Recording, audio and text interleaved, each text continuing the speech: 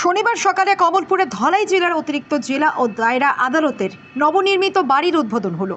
দিল্লি থেকে এই নবনির্মিত বাড়ির ভার্চুয়াল উদ্বোধন করেন সুপ্রিম কোর্টের বিচারপতি সূর্যকান্ত এবং বিচারপতি অনিরুদ্ধ বোস। কমলপুরে ফলক উন্মোচন করেন ধলাই জেলার জেলা ও দায়রা বিচারক গৌতম সরকার। ছিলেন অতিরিক্ত জেলা ও দায়রা বিচারক সূর্যদেও সিং, ধলাই জেলা পুলিশ সুপার অবিনাশ রায়, এসডিএম লালরিং নেতা ডারলং, এসডিজেএম মধুমিতা বিশ্বাস সহ আরও অনেকে। এই নতুন ভবন তৈরিতে খরচ হয়েছে 16,41,00,000 টাকা। দ্বিতল এই ভবনে রয়েছে আধুনিক সব সুবিধা। এই বিষয়ে বিস্তারিত জানান জেলা ও দায়রা বিচারক গৌতম সরকার।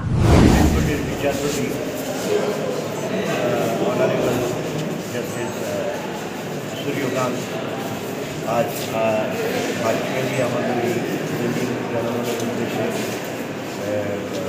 উদ্বোধন করেছেন এবং এই এটাকে একদম আধুনিক কোর্ট বিল্ডিং বলা যেতে পারে। এখানে সব ধরনের সমস্ত শ্রেণীর মানুষের জন্য, বিশেষ করে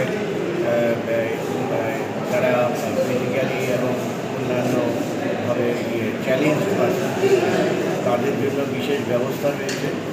এবং আপনারা কোর্টের বিল্ডিংটা দেখেই বুঝতে পারছেন যে এখানের সমস্ত সিস্টেমগুলো একদম অত্যাধুনিকভাবে গড়ে তোলা হয়েছে এবং এর জন্যে আমাদের জুডিশিয়ারিকে প্রচুর অর্থ ব্যয় করতে হয়েছে।